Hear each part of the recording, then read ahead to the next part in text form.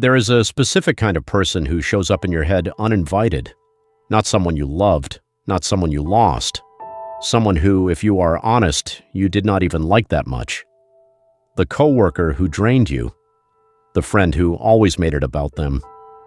The ex you spent months trying to get away from. And yet here they are, years later, living rent-free in your mind. And you catch yourself missing them. Which makes no sense. Until you see what your brain is actually doing. Because you are not really missing them. You are missing 3 things that just happen to be wearing their face. And the third one is the one nobody wants to admit. Stay with me, because once you see it, you cannot unsee it.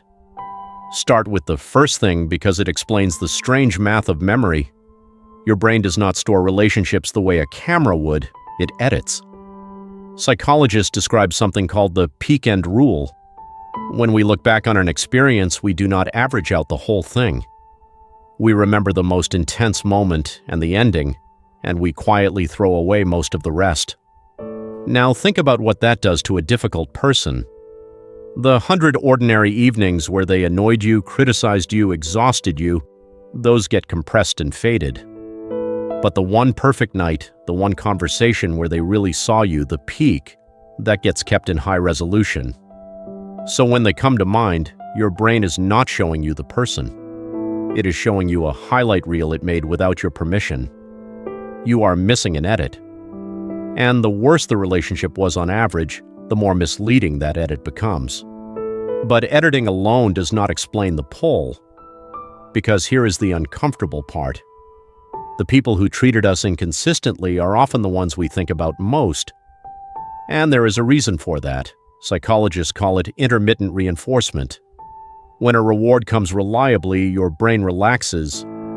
When it comes unpredictably, sometimes warm, sometimes cold, sometimes attentive, sometimes gone, your brain does not relax.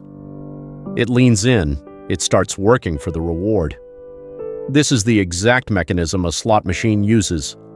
Nobody gets addicted to a vending machine, where the same coin buys the same result every time.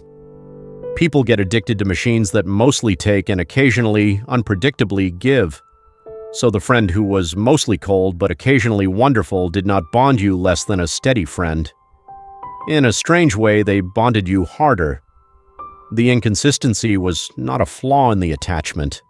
It was the engine of it. Which means the ache you feel is not evidence they were special. Often it is evidence the reward schedule was cruel.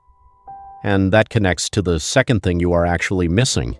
Not the person, the version of you that existed around them. Every relationship casts you in a role. Around some people you were funnier. Around some you were needed or chosen or part of something.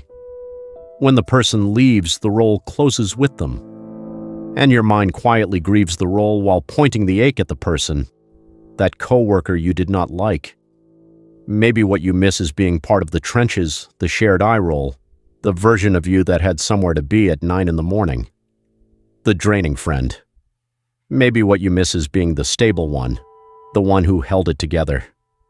It is worth sitting with that for a second. Because the question is this. If you met them today, brand new, no history, would you actually choose them? For a lot of the people who haunt us, the honest answer is no. Which tells you the missing is not about them at all. Now the third thing, the one I said nobody wants to admit. The people who stay loudest in our heads are almost never the ones who gave us closure. They are the ones who left something unfinished. The argument that never got resolved. The apology that never came. The relationship that did not end so much as stop. Psychology has a name for this too. The Zeigarnik effect.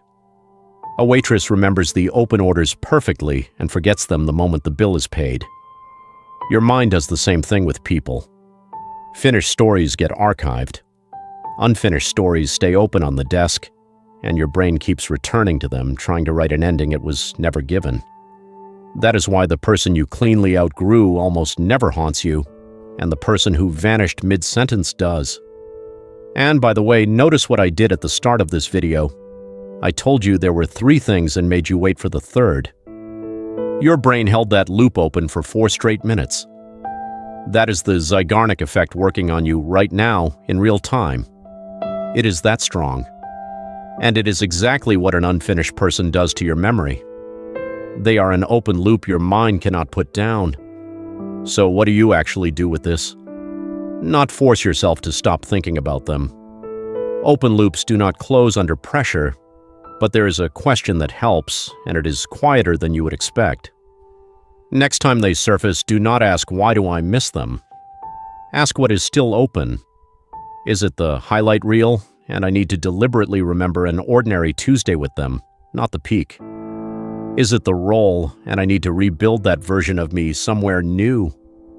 Or is it the unfinished ending? Because if it is the ending, here is the hard truth.